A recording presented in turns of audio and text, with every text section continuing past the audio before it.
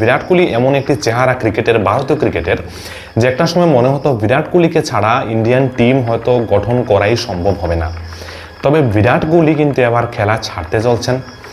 আর এই সামনে যে অস্ট্রেলিয়ার সিরিজ আসছে, ভারতের যে অস্ট্রেলিয়ার সিরিজ, যে অবশ্যই সেটা ফাইনাল হয়ে গেছে যে বিরাট কোহলি অস্ট্রেলিয়া সিরিজে খেলবেন, রোহিত শর্মা এই অস্ট্রেলিয়া সিরিজে খেলবেন। কিন্তু তারপরের যে 2027-এর যে বিশ্বকাপ আসছে, সেই বিশ্বকাপে আমরা বিরাট কোহলিকে হয়তো শেষবারের মতো দেখতে পেতেও পারি, তবে তার চান্সটাও কিন্তু খুব কম। তবে বিরাট কোহলিকে নিয়ে আরেকটি নিউজ চলে আসছে যে বিরাট কোহলি নাকি ক্রিকেট থেকে একেবারেই সম্পূর্ণরূপে সন্ন্যাস নিতে চলেছেন।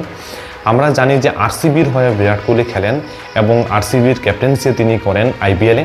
ট্রফি জেতার পর যে দুর্ঘটনা ঘটলো, যে ব্যাঙ্গালোরের মধ্যে আসার পর অনেক লোক, এত ভিড় হয়ে গেছিলো, সেই ভিড়ের মধ্যে অনেক লোক মারাও গেছিলো, তা নিয়ে বিরাট কোহলির মনে একটা আশঙ্কার সৃষ্টি হয়। এবং এই নিয়ে এবারের এই ডিসেম্বর মাসে কিন্তু অকশনের যে মিনি অকশন, সেই মিনি অকশন হবে এবং প্রত্যেক খেলোয়াড় যারা রয়েছেন, যেমন বিরাট কোহলি ব্যাঙ্গালোরের জন্য তিনি কি থাকবেন না সেই বিষয়টা ফর্ম সাবমিট করার কথা, কিন্তু বিরাট কোহলি কিন্তু উল্টা কথা বলছেন। 21 কোটি টাকা দেওয়া হয় বিরাট কোহলিকে আরসিবির তরফ থেকে। আর বিরাট কোহলি হয়তো এবার আরসিবির দল ছাড়তে চলছেন বা দলে খেলবেন না।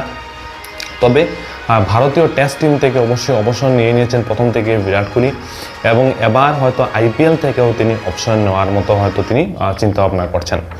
তবে বিভিন্ন সোশ্যাল মিডিয়াতে এটা উঠে আসে যে বিরাট কোহলি তিনি একটা আরসিবির একটা মিটিং তিনি ডেকেছেন এবং সেই মিটিংয়ে তিনি সেটা পরিষ্কার এখনও ক্লিয়ার করেননি যে তিনিও খেলবেন কি খেলবেন না। তবে মনে হয় তিনি একেবারে খেলবেন না, তার চান্সেও তো খুব বেশি। তিনি এবার হয়তো নিজের পরিবারকে নিয়ে থাকতে চান, কারণ যখন ক্রিকেট খেলতে খেলতে একটা সময় যখন চলে আসে, যখন আর ইচ্ছে করে না, তখন হয়তো রিটায়ারমেন্ট নেওয়ার সময় আসে। এবং ধোনি যেখানে এখনও যেখানে চেন্নাইয়ের হয়ে ধোনি এখনও খেলবেন বা টিমের সাথে জড়িত রয়েছেন, সেই জায়গাতে বিরাট কোহলি হয়তো বেঙ্গালুরুকে ছাড়তে চাইছেন বা আইপিএলকে ছাড়তে চাইছেন। এবং হয়তো এই অস্ট্রেলিয়ার সিরিজের পরে বিরাট কোহলি এবং রোহিত শর্মার রিটায়ারমেন্ট হয়তো আমরা দেখতে পাবো, বা হয়তো পারে সেটা 2027-এর যে ওয়ার্ল্ড কাপ, সেই ওয়ার্ল্ড কাপ অবধি হয়তো সেটা যেতে পারে।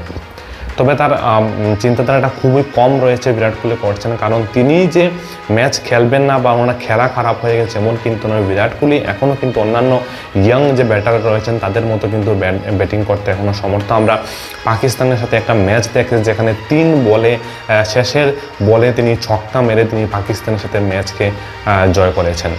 সো বিরাট কোহলির আরও কিছু বিষয় রয়েছে যে উনি হয়তো নিজের পরিবারকে বেশি সময় দিতে চাইছেন, তাই হয়তো তিনি বেঙ্গালুরুর সাথে তিনি আইপিএলে কন্ট্রাক্ট তিনি সাইন করতে চাইছেন না।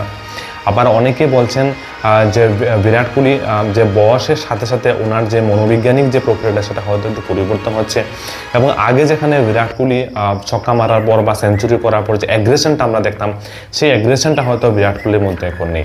আইপিএলের যে ম্যাচ রয়েছে, যেখানে বিরাট কোহলির মতো খেলোয়াড়, যেখানে 267টা ম্যাচ বিরাট কোহলি খেলেছেন এবং তাতে তিনি 8661 রান কিন্তু করেছেন আইপিএলে, 39.54-এর অ্যাভারেজ, 132-এর উপরে কিন্তু স্ট্রাইক রেট রয়েছে আইপিএলের বিরাট কোহলির, এবং তিনি 8টা সেঞ্চুরি এবং 63টা হাফ সেঞ্চুরি কিন্তু করেছেন। মানে ওনার যে রান কম তা নয়, রানের পাহাড়।